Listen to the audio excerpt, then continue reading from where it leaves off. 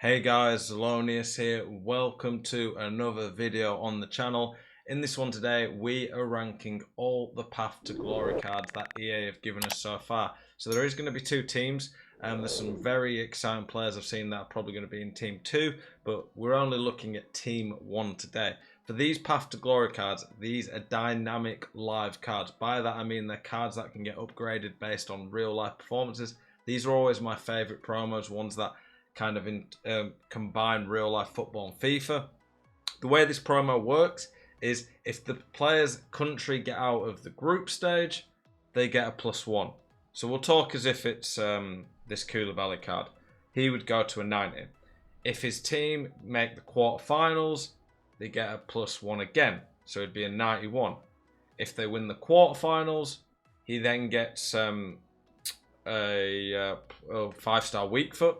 So if this team makes the semi-finals, that is, he's got a 5-star weak foot. So it'd be a 91 with a 5-star weak foot. If his team win the semi-finals to make the final, he gets 5-star skills. And then if his team win the final, he gets a +1 and 3 new traits. They've not said what those would specifically be. And that'd be things that are like outside the boot, things like that. So Koulibaly, say if Senegal won the whole thing, would become a 92 with 5-star, 5-star, and 3 new traits. A card like Vinicius, if they already have a 5-star, then instead of getting that 5-star, because they've already got it, they get another +1. So Vinicius could go up +4 instead of +3. That's just how it works. For this video, it's a bit hard to fully judge these cards compared to normal. So we have to judge based on the potential upgrades of them. I am going to talk for each card about if I think they'll get upgraded. I'll talk about where I'd rank the current cards. But I am going to rank these cards based on where I think these cards will end up getting.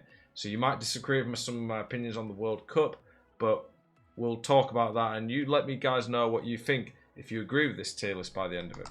So we're going to start off with Gonzalo Plata. So Ecuador in a group with Senegal and Netherlands. They're probably the third favourite to get through. I can't remember the other team in the group. I think it's a pretty bad team. I think the other team are worse than these guys. Ecuador could make it through. If this card gets a +1, it'll be good. It's already a pretty good card. I just don't think it's going to help the card get that much better. He's got a 3-star weak foot. He's probably not making it past the second round if they even get there. He can play right wing, right mid. It's quick. Well, I could say he's quick. It's just an okay all-round card. He's got potential to get that +1, but I just don't see too much hype in it. So we're going to be putting him in the C tier. It's not a useless card, but it also doesn't have a lot of potential to get upgraded, in my opinion. Brian Oviedo. I swear this guy used to play in the Prem forever. If it's the one I'm thinking about. Could be a different Oviedo, to be fair. This is an MLS card. That instantly does hurt for me, but I don't judge cards based on the chemistry. I judge them on the card. Costa Rica, their group was fairly simple, I think. No, actually, it was a tough one. I think they're in Japan, Germany, and Spain. So I can't see this guy getting an upgrade.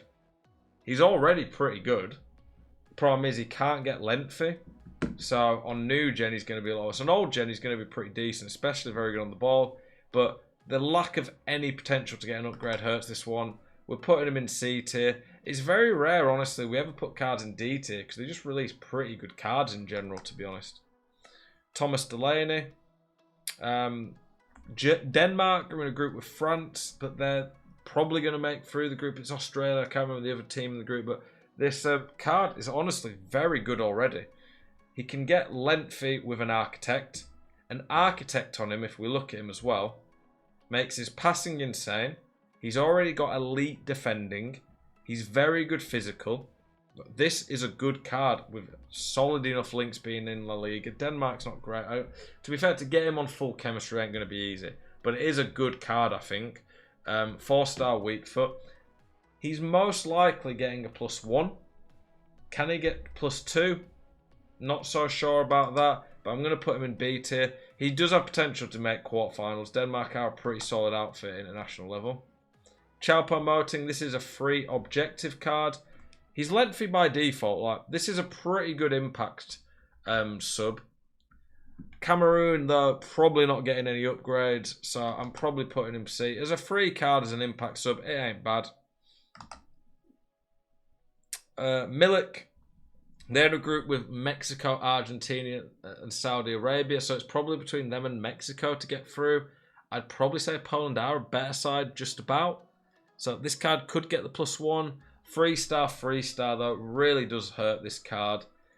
It's just another lengthy card, isn't it? That's going to be... There's a lot of these starting to be about now. That bad weak foot's a bit clunky, but just fast on new gen. Like, it's another C tier card. Like, there's definitely nothing special about that. And you don't expect Poland to make it too far in general. Okay, Griezmann. Now, Griezmann, on old gen, if France go far, could be like one of the top tier cards. I mean, any card that has the potential to be 5-star, 5 stars is naturally going to be great. France are probably likely to make the quarterfinals, I would say, at least. I would say this card does have a decent chance of getting to 5-star, 5-star, though. That means France making the final. France making the semi-final. Pretty good chance, to be honest. That would give this Griezmann 5-star weak foot, and it'd be an 89. This Griezmann with 5-star weak foot 89 would be insane. You'd probably be then looking to put an architect on him because you'd already have good shooting, dribbling, just to make him controlled. Whereas on old gen, you wouldn't need to do that. You'd probably put a Hunter on. So on old gen, I think this Griezmann, if he gets the 5-star weak foot, I think he has a good chance again. I think he would be S tier. On new gen, A tier. Any card that gets the 5-star, 5-star full upgrade is pretty much going to be S tier anyway. But most of these are very unlikely to get that. I'm going to put him in A tier based on my rough expectations and the current state of the card. Jack Grealish. Decent enough card to start with. England, I'm not expecting England to make it past the quarters. England have to make it past the quarters to get the 5-star weak foot. This card needs the 5-star weak foot to become really good. So if England do happen to have a great tournament, this card will be great. But based on where I expect England to get to, maybe like second round or quarters, he's going to get maybe an 88 or 89. I'm probably putting this card in the B tier. If he gets 5-star, 5-star, though, one of the best cards in the game. Serge Gnabry. Germany, you never really know what to fully expect with them. This Gnabry card's not bad. The fact he's controlled but has good strength already is pretty nice. With a Hunter on, this card's really good. 4-star, 4-star. Fast, decent enough passing, solid physical, good on the ball. If Germany go far, this Gnabry is going to be really, really good. Does he have the potential to get the 5-star, 5-star? Yes, it's Germany. You never know what can happen with them. I'm probably putting him in the A tier. I think that Gnabry is probably at least going to get to an 88, 89. Carvajal. Now, he is a beast of a fullback. I don't think he can get lengthy. That hurts the card. But with an anchor, he's still really good. His passing's elite. His defending's solid. His physical's good. He's good on the ball. Spain, potential to do quite well. Carvajal, I'm putting him in B tier. He's not far off A tier. If he was naturally lengthy, I'd probably put him in A tier. But he's the best La Liga right back now, I would say. Bergwijn, this guy was an SBC. 3-star weak foot. Not a great card to start with, but not terrible. Like a lot of cards. It's similar to the Jack Grealish card, to be honest. So I'm probably putting him in B tier as well. I don't know how much the SBC costs, but Netherlands probably have somewhat similar chance to England and what they can do. If you compare the cards, they're same pace. He has better passing, quite a bit better shooting, a bit better physical, but worse dribbling. I'd say England are a little bit more likely than Netherlands to make it further. So, Romelu Lukaku. Now, he needs 5-star, 5-star upgrades to become top tier, which Belgium are probably not that likely to get. Belgium's group isn't tough, so I expect him to minimum make it out and get the +1. On new gen, I actually think this card's not going to be too bad. I think it's going to be pretty... If you compare the card to Haaland, it's honestly probably quite similar. He's even got better dribbling. So I'm going to put this card A tier. I think on new gen, definitely. On old gen, you'd be looking at B, C tier. But he's got potential to get some good upgrades. Vinicius Jr, straight in the S tier. Vinicius Jr, he needs a few upgrades to help him get to control, to be honest. Vinicius is one of the few explosive players that I actually feel still feels fairly quick. Explosive does hurt him, but part of my reason I'm putting him in the S tier is I genuinely think Brazil are probably the favourites to win the whole tournament.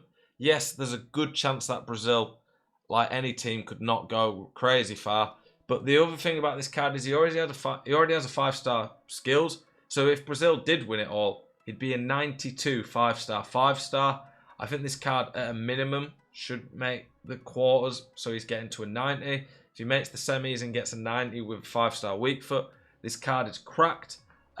He's also more likely to get the physical upgrades, which would then in turn give him a bigger upgrade to that to get the closer to controlled. If he's like a 90 card, if they just only made the quarters, I think the strength would be close enough to the agility that an architect would make him controlled. He'd have 98 pace, cracked on the ball, controlled, solid enough shooting, elite passing, good physical. Like, this card's crazy. And then the whole potential to go the whole way. I think this card, if Brazil go and win it all, is up there for the best card in the game. Because the thing is, you have to remember, even if a card isn't lengthy, having good agility is not a bad stat on this game, other than because of the archetypes for Accelerate. But it'll still be a great card. Frenkie De Jong, one of my favourite midfielders in a lot of ways. He needs that weak foot to be elevated to the top centre mids in the game. This centre mid card, purely based on stats, is really nice. Very well rounded. Bit poor on the shooting, so if he gets a few upgrades, this is one of those that if Netherlands go far, he's up there for the best centre mid in the game. I think he's at least getting an 89, 90 at a push, but I think it's a good card. I'm going A tier. Koulibaly. Now, do we expect Senegal to go really far? Probably not. They're probably getting through to the next round at least. This Koulibaly is already an insane centre-back on his gold card. Look at this guy now with a shudder. Crazy pace, elite defending, elite physical. His passing's a bit better, which is nice. He's a bit better on the ball. I'm expecting him to at least get to a 90. He's already a top-tier centre-back anyway. If Senegal can go on a mad one, this card could be absolutely like... If Senegal somehow went really far, this card will be like the best centre-back in the game. Do I expect them to do that? Probably not. But do tune into my World Cup simulation tomorrow and you might see a bit of a surprise there. No spoilers, but just saying. But this Koulibaly card looks good. Of course he's going to be good. He's already great anyway in his gold card. I'm putting him S tier though, purely on the basis of, compared to these other cards, he's already top tier for his position. And I think Senegal do have potential to do something decent. Bernardo Silva. Now, he is 4-star, 4-star. Is he normally that?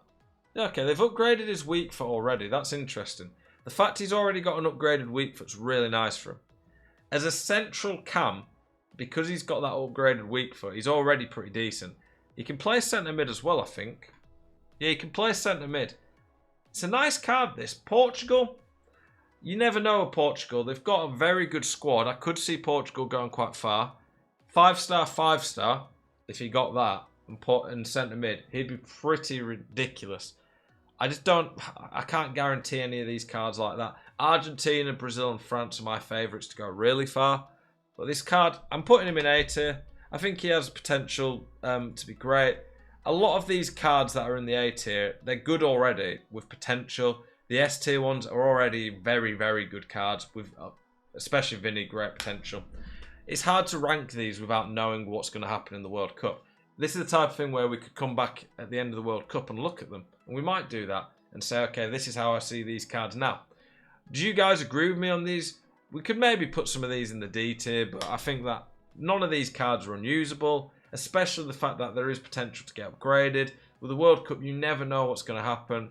But yeah, I'm excited for this promo to see how it shapes out. I'm excited for the World Cup to be watching it. It's always a great event. I appreciate you guys watching this video. Hopefully you enjoyed it. As always, keep it spicy. I'll see you guys in the next video. Peace.